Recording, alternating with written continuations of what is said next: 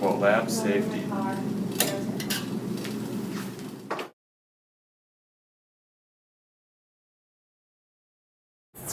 Now we know what not to do with an electrical outlet.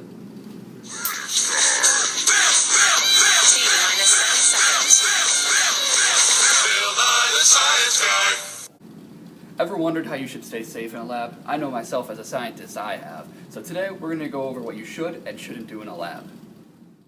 When dealing with chemicals in a lab, it is always safe and wise to wash your hands after a lab.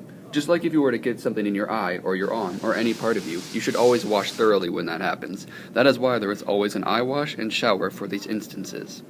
When using the eye wash, you should wash thoroughly for 20 minutes or until help arrives. Notice Emily's attire. She's ready to work in a lab. As you can tell, she has her hair back in a ponytail, goggles on, no loose clothing, and no rubber bands. She is ready to work. For lighting a Bunsen burner, first you're going to want to light the match, and then turn the gas on, and then afterwards light the Bunsen burner from underneath. As you can see, we have a nice blue flame. You can adjust the flame using the adjuster on the bottom until you get your flame to how you want it to be. In case of an emergency, the gas shutoff valve is by the door. In all science and lab environments, you should be able to find a fire extinguisher and fire blanket that can be used in any emergencies necessary. The fire blanket will be used to smother the fire. When using a fire extinguisher, the first thing you're going to want to do is pull the clip out. Afterwards, you will point the nozzle at the fire and then clamp down on the handle.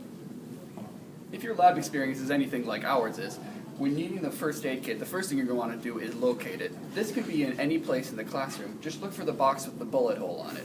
Afterwards, open the box, and inside you'll find any medical apparatus you may need. If you have a toxic chemical, treat it like it's in the streets. Put it in the hood. Whenever there is broken glass in the classroom, the first thing you're going to want to do is always tell Mrs. Werder. Afterwards, she will have you clean up the glass using the dustpan and the broom and then put it into the correct garbage can. Whenever you need to smell a chemical, always use the correct wafting technique. Make sure to scrub your lab area with soap and water efficiently, not only for your safety, but for preparation for your next lab experiment. Yo, would you like a candy bar? No way, we're in a lab. Okay, let's bring our speaker. When heating a test tube using a Bunsen burner, always use a clamp and make sure to hold the test tube away from you.